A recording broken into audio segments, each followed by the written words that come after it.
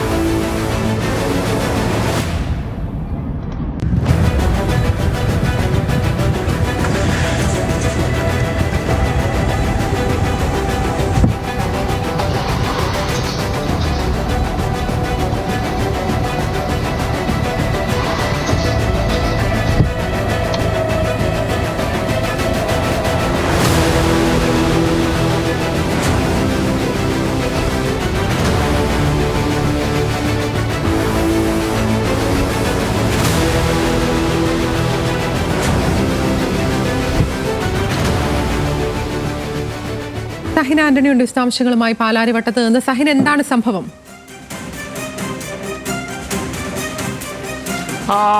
അതിന് ഇന്നലെ രാത്രി 12:30 കൂടിയായിരുന്നു ഈ സംഭവം ഉണ്ടായത്. പാലാരിവട്ടം സംസ്കാര ജംഗ്ഷനിലായിരുന്നു. 2 പേർ, ഒരു യുവതിയും ഒരു യുവാവും, ഇവർ 2 പേരും അവിടെ മദ്യപിച്ച് വലിയ രീതിയിൽ ലഹരി ഉപയോഗിച്ചുകൊണ്ട് അവിടെ പ്രശ്നങ്ങൾ തീർക്കുകയായിരുന്നു. ഈ സമയത്തായിരുന്നു പോലീസ് അവിടെ എത്തിയത്. ഈ പോലീസ് എത്തിയപ്പോൾ റസ്ലിയും റസ്ലി എന്ന് പറയുന്നത് NDPS കേസ്, അതായത് ലഹരി മരുന്ന് വിൽപ്പന നടത്തിയ കേസിൽ അടക്കം പ്രതിയായിട്ടുള്ളൊരു സ്ത്രീയാണ്. ഇവരും ഈ യുവാവും വലിയ കുഴപ്പങ്ങൾ അവിടെ സൃഷ്ടിച്ചുകൊണ്ടിരിക്കുകയാണ്. ഇതിനിടയിൽ പോലീസ് എത്തുന്നു.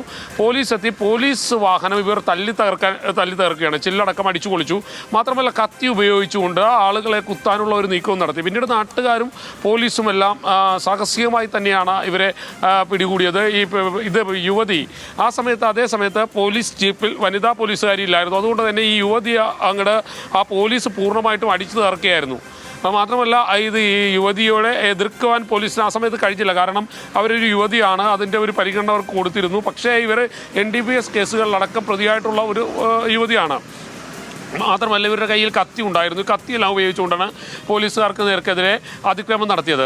എന്തായാലും നാട്ടുകാരെല്ലാം ചേർന്നുകൊണ്ടാണ് പിന്നീട് വനിതാ പോലീസ് എത്തി ഇവരെ കീഴ്പ്പെടുത്തുന്നത്. ഇതിൽ പ്രവീണിൻ്റെ അറസ്റ്റ് രേഖപ്പെടുത്തിയിട്ടുണ്ട്. ഈ യുവതിയുടെ അറസ്റ്റ് അധികം താമസിയാതെ തന്നെ രേഖപ്പെടുത്തും. റസ്ലി എന്നാണ് ഈ യുവതിയുടെ പേര്. പ്രവീൺ എന്ന് പറയുന്ന ആളുടെ സുഹൃത്താണ് ഈ പെൺകുട്ടി എന്നാണ് മനസ്സിലാക്കാൻ കഴിയുന്നത്. സഹിൻ,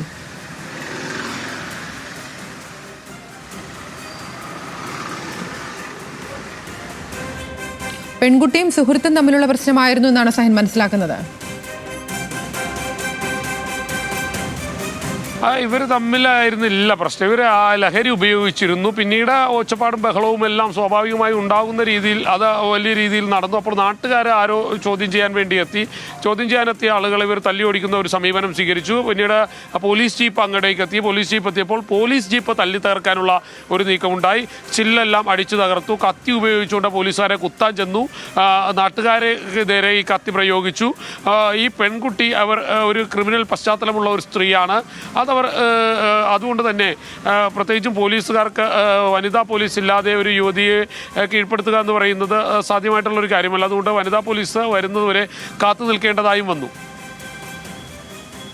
ശരി, എന്നാലും പാലാരിവട്ടത്താണ് ഇത്തരത്തിൽ ഒരു സംഭവം ഉണ്ടായത്. ആ ദൃശ്യങ്ങളിലേക്ക് ഒന്നുകൂടി.